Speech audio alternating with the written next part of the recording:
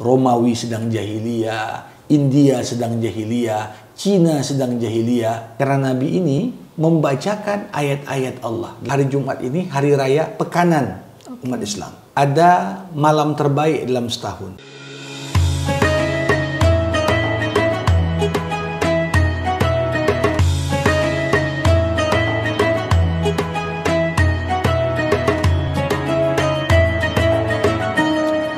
Bismillahirrahmanirrahim. Assalamualaikum warahmatullahi wabarakatuh. Sahabat Al-Quran, kita kembali bertemu dalam Menyelami Rahasia Al-Quran. Seperti biasa, di Menyelami Rahasia Al-Quran kita akan sama-sama belajar kembali mengenai makna-makna yang terkandung di dalam Al-Quran.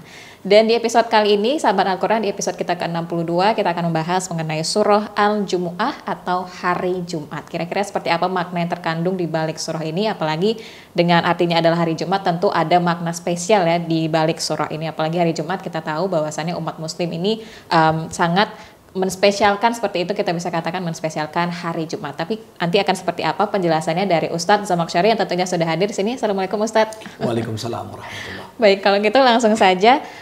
Yang pertama nih Ustadz, yang mungkin dia ingin tanyakan juga, sebenarnya seberapa penting umat Islam untuk mengetahui bahwasannya hari Jumat itu adalah hari yang sangat spesial gitu ya Ustadz, bisa kita katakan. Seperti apa sih penjelasannya Ustadz? Iya. Bismillahirrahmanirrahim. Alhamdulillahirabbil alamin.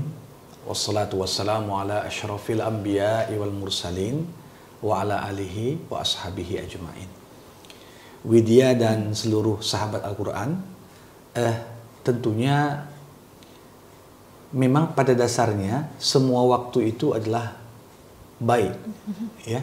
Tetapi ini tidak menutup bahwasanya Allah memberikan untuk waktu-waktu tertentu beberapa keistimewaan yang Allah jadikan nilai di dalamnya lebih tinggi daripada nilai di waktu-waktu yang lain.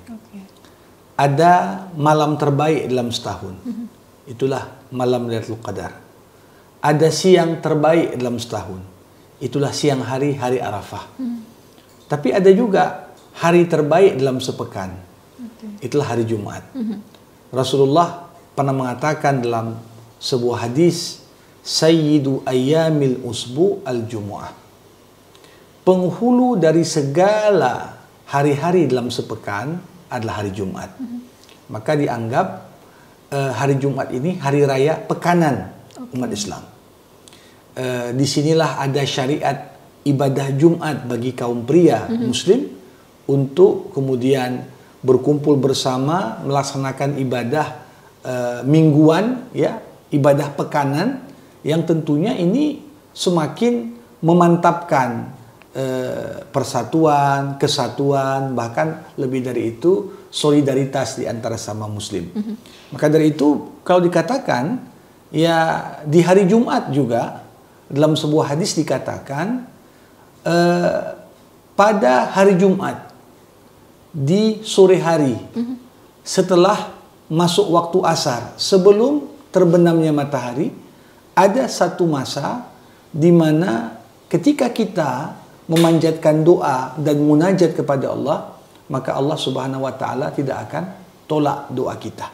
Jadi ini juga menunjukkan adanya satu nilai keberkahan yang biasanya itu berkaitan dengan momen Jumat. Makanya kebiasaan orang zaman sekarang juga ada Jumat berkah, bagi-bagi nasi, ya, kemudian lebih semangat orang untuk kemudian berderma atau berbagi dengan sesama. Nah, tentunya ini satu hal yang positif, ya, walaupun jangan kemudian amal baik itu hanya dikhususkan di hari Jumat saja. Tapi dengan kita punya semangat lebih untuk melakukan kebaikan, gambarkan Al-Malikil Qudusil Azizil Hakim.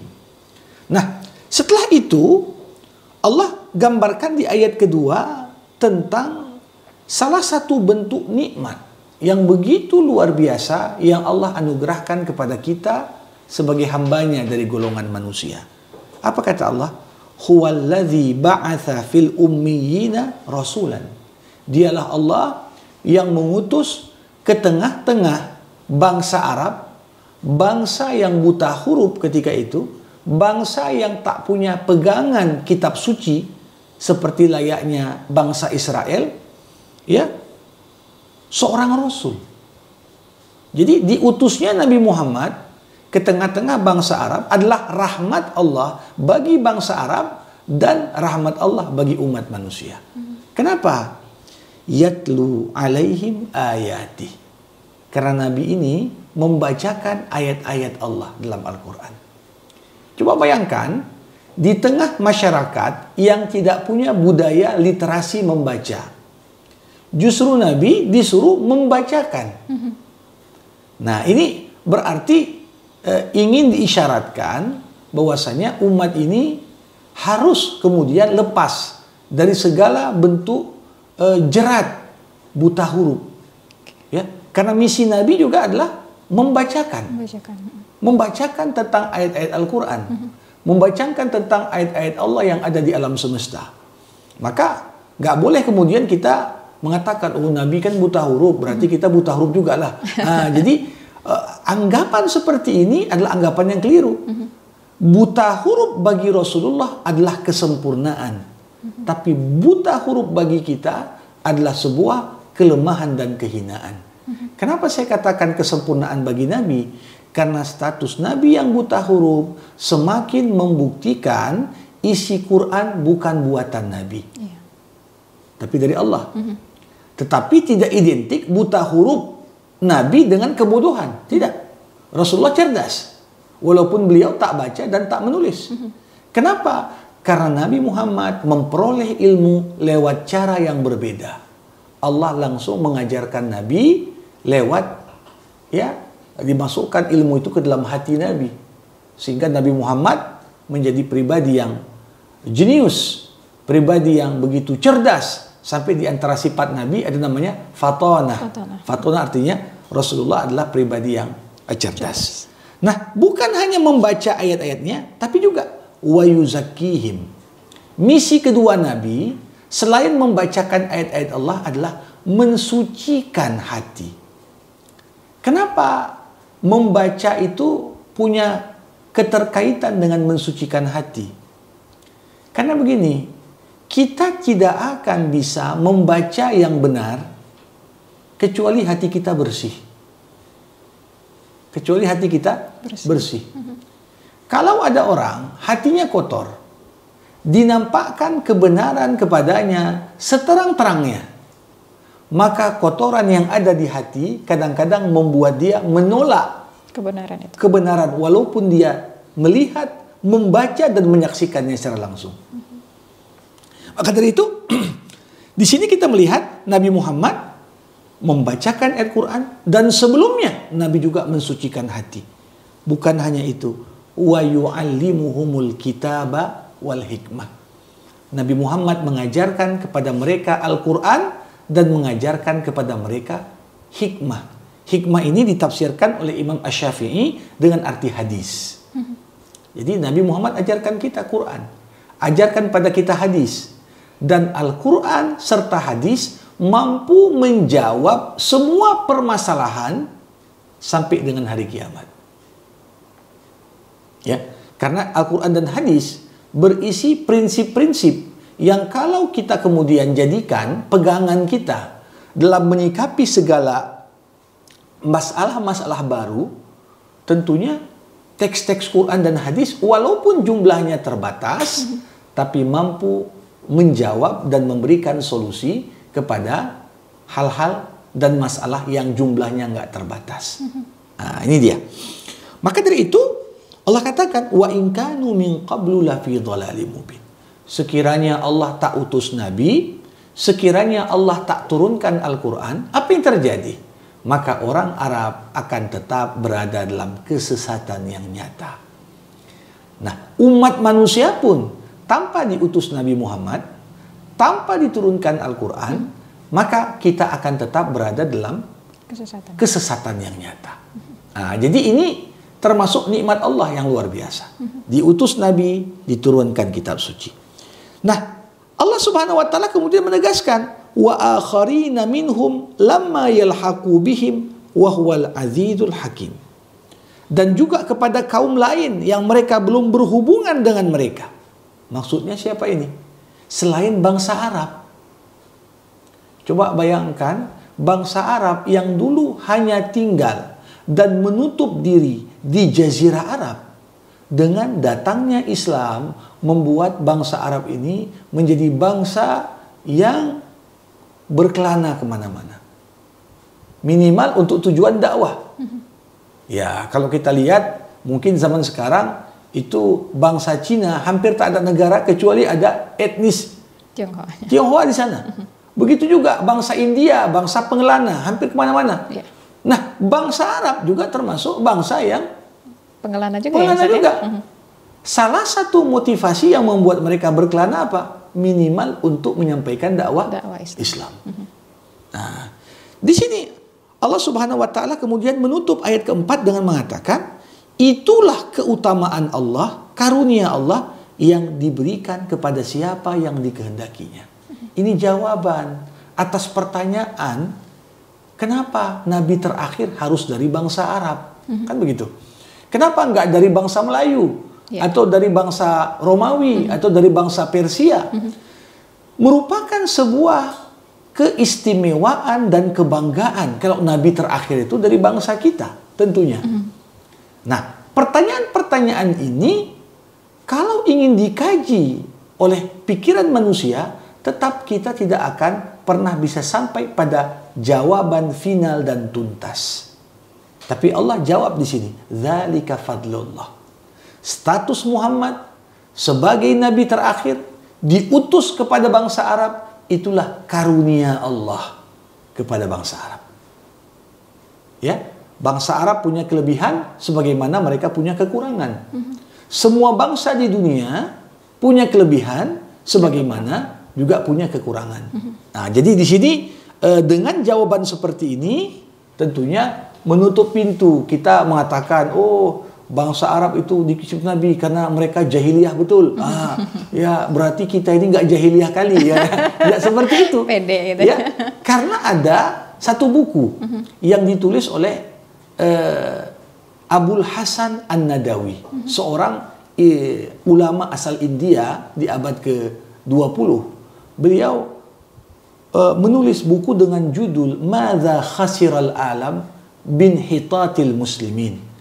Apa kerugian dunia dengan kemunduran Islam? Di buku itu beliau gambarkan sebelum Nabi Muhammad SAW diutus ke tengah bangsa Arab, seluruh masyarakat di dunia esensinya sedang berada dalam kondisi jahiliyah.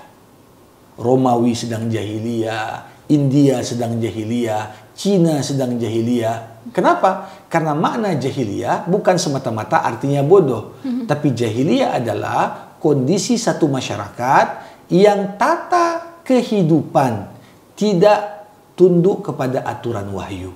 Itulah namanya jahiliyah. Maka sebenarnya keseluruhan kondisi umat manusia saat itu sedang jahiliyah. Nah, kenapa Allah pilih bangsa Arab? Dzalika fadlullah. Itu karunia Allah untuk mereka. Ya, ada hal yang mungkin kita bisa ketahui dan tentunya banyak hal yang tentunya kita tidak bisa mengetahuinya. Oke, dan itu semua juga udah keputusan Allah begitu betul, ya Ustaz ya. Jadi betul. kita nggak perlu lagi kenapa sih sedikit-sedikit Arab begitu ya Ustaz ya.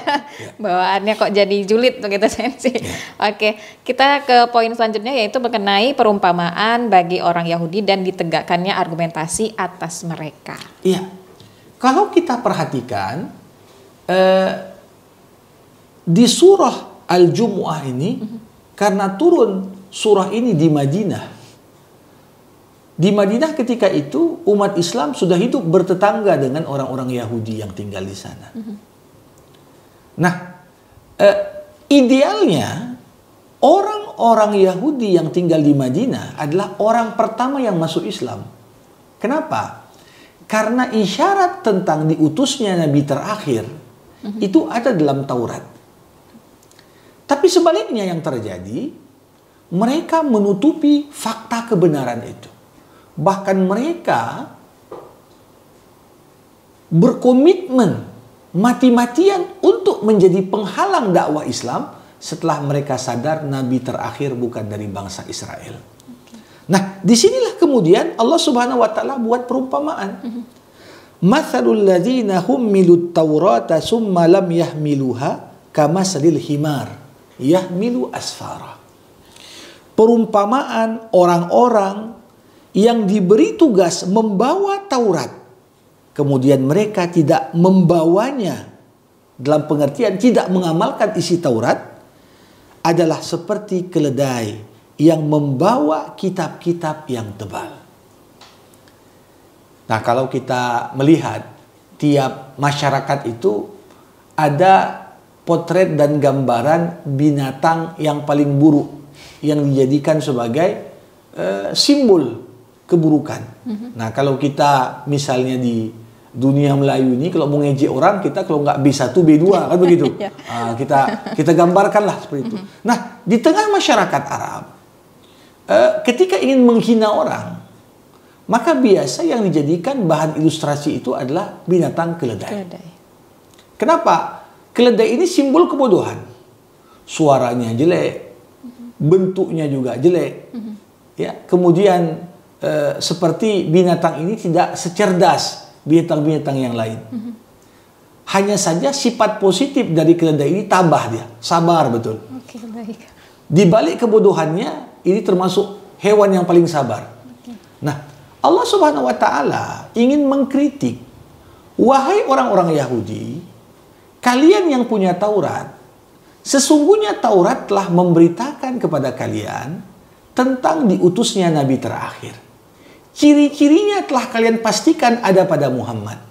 Seharusnya kalian amalkan itu dengan masuk Islam. Tapi yang terjadi, kalian menolak untuk mengamalkannya. Perumpamaan kalian sama seperti keledai. Kenapa? Keledai, walaupun diberikan kitab yang tebal-tebal, diletakkan di punggungnya, bagi keledai dia tak tahu isi arti kitab. Dia tidak tahu nilai kitab itu seberapa penting. Yang diketahui oleh keledai, kitab itu berat. Sama seperti orang yang diberikan Taurat, dapat amanah menyampaikan isi Taurat dan mengamalkannya, yang mereka tahu mengamalkan Taurat itu berat. Tapi mereka tidak bersyukur. Ya, sudah dapat kitab suci. Padahal kitab suci itu bagian dari nikmat yang Allah berikan kepada umat manusia. Nah, untuk itulah di ayat berikutnya Allah mengatakan, katakan, wahai orang-orang Yahudi, kata Allah, jika kamu mengira kamulah kekasih Allah, bukan yang lain, maka harapkanlah kematian, kata Allah. Kita tahu orang Yahudi ini bangsa paling rasis. Maka kalaupun kemudian Hitler ya merespon rasisme Yahudi dengan rasisme semisal, dengan mengatakan bangsa Arya di atas segala bangsa, ini juga tidak lepas dari bagaimana doktrin-doktrin Yahudi dalam kitab Talmud. Yahudi menganggap semua manusia selain Bani Israel adalah jelmaan monyet dan babi. Itu dalam pandangan mereka. Nah, ketika mereka mengetahui Nabi Muhammad ini adalah Nabi terakhir yang kebetulan bukan orang Israel. Mereka mengatakan, ya lebih mulia kami di hadapan Allah dari Muhammad. Karena orang Yahudi menganggap Muhammad itu jelmaan monyet dan babi, sama seperti makhluk lain. Nah, bantahan Al-Quran terhadap argumentasi mereka apa? Kalau kalian merasa dekat sama Tuhan, seharusnya kalian kepengen cepat balik sama Tuhan. Bagaimana cepat balik sama Tuhan? Mati. Karena ketika seorang mati itu akan kembali kepada Allah. Lebih dekat. Begitu, lebih dekat sama Tuhan. Tapi orang yang paling takut mati justru orang Yahudi. Berarti Quran ingin membongkar satu fakta antara yang kalian ucapkan dengan realita kehidupan ini saling bertolak belakang. Kalau kalian mengatakan kami kekasih Allah, seharusnya kalian tak sabaran untuk mati. Karena mati artinya adalah dikumpulkan bersama Allah. Tapi ketika kalian orang yang paling takut mati, menunjukkan kalian bukan kekasih Tuhan. Jadi ini logika yang dibangun dan argumentasi yang cukup menarik. Nah, bahkan Allah katakan, wala yatamannawnahu abadan bima qaddamat aydihim. Jangankan mati, berandai-andai mati pun tak mau. Saking takutnya mereka kepada kematian. Maka dari itu Allah tegaskan di sini, katakan Muhammad, sesungguhnya kematian yang kamu lari darinya, pasti kematian itu akan menemui kamu semua. Kemudian kamu semua akan kembali kepada Allah Subhanahu wa Ta'ala. Jadi ini bantahan yang saya kira sangat telak sekali kepada orang yang mengaku kami dekat sama Tuhan, merendahkan orang lain, tapi ketika dilihat realitanya, justru mereka orang yang paling takut untuk dikembalikan kepada Allah. Oke, baik, kita langsung ke poin terakhir sahabat Al-Quran, yaitu mengenai aturan hukum terkait sholat Jumat. Ini gimana Ustaz? Ya, penutup surah Al-Jumu'ah inilah termasuk di antara ayat-ayat yang diturunkan karena sebuah peristiwa dan kejadian. Dalam beberapa buku tafsir dikisahkan, setelah sholat Jumat itu disyariatkan, suatu ketika Nabi Muhammad SAW sedang berdiri khutbah di atas mimbar. Kebetulan waktu itu sedang terjadi musim paceklik, sehingga hasil kurma juga sangat berkurang. Kemudian banyak di antara para sahabat kelaparan. Mereka mengharapkan pedagang dari luar kota datang membawa logistik untuk kemudian mereka beli. Di saat Nabi Muhammad SAW sedang berkhutbah di Masjid Nabawi, yang terjadi apa? Ternyata kafilah dagang dari negeri Syam datang. Para sahabat yang ketika itu banyak kelaparan, tak concern lagi dengan khutbah. Mereka melihat, ini ada yang jualan ini. Kalau kita tak bersegera keluar, nanti barang dagangan habis. Sehingga yang terjadi, dari ribuan sahabat yang sholat, yang tetap menetap menyimak khutbah sampai selesai, tinggal 12 sahabat. Yang lainnya lari keluar masjid untuk ibarat kita sekarang menyerbu tempat jualan tersebut, saling untuk membeli apa yang dibutuhkan sebelum diborong oleh yang lain. Nah, ketika realita ini terjadi, Nabi Muhammad SAW ketika itu sedang berkhutbah, yang terjadi apa? Datanglah malaikat Jibril menurunkan 3 ayat penutup dari surah Al-Jumu'ah ini. Ya ayyuhalladzina amanu idza nudiya lis-salati min yaumil jumu'ah fas'au ila dzikrillah wa dzarul bait. Wahai orang yang beriman, apabila diserukan kepadamu untuk salat Jumat dengan dikumandangkan azan, maka bersegeralah kamu untuk ke masjid dan tinggalkanlah jual beli. Artinya apa? Ya, jual beli di saat azan kedua Jumat dikumandangkan, sepakat para ulama, jual belinya sah tapi berdosa. Sepakat para ulama, itu hukumnya apa? Jual belinya sah nggak? Sah. Karena sudah ada ijab kabul. Tetapi orang yang berjual beli di saat azan sudah dikumandangkan, ini hukumnya haram. Artinya berdosalah bagi orang yang melakukannya. Jadi ini gambaran kepada kita. Agama ini sudah mengatur bagaimana kita menjalani kehidupan dengan keseimbangan. Ada waktu untuk berdagang, ada waktu untuk bekerja, tapi ada waktu juga untuk ibadah. Jangan ketika ibadah mikirin dagang. Jangan ketika sholat Jumat kemudian meninggalkan sholat. Seperti terkesan sahabat kurang beradab kepada Rasulullah, meninggalkan Nabi sendirian berkhutbah, sedangkan mereka mengejar barang dagangan yang ingin diborong. Nah, di sini menjadi menarik. Di zaman Nabi dulu, azan Jumat itu cuma sekali. Azan Jumat cuma sekali. Jadi Nabi ketika diazankan, ya sudah. Azan itu berarti tak boleh jual beli lagi, langsung semuanya berada di masjid. Tetapi di zaman Utsman bin Affan radhiyallahu an, ketika itu umat Islam makin banyak. Masjid pun makin luas. Kemudian azan pun sering tak terdengar. Maka Utsman membuat kebijakan, dibuatlah azan 2 kali. Azan yang sebenarnya adalah azan yang kedua. Azan yang pertama sekedar untuk mengingatkan orang siap-siap ke masjid. Maka dulu azan pertama sering di pasar dikumandangkan. Karena belum ada pembesar suara. Dikumandangkanlah di sana sehingga orang tahu, oh sudah mau Jumat. Mereka berbondong-bondong kemudian pergi ke masjid.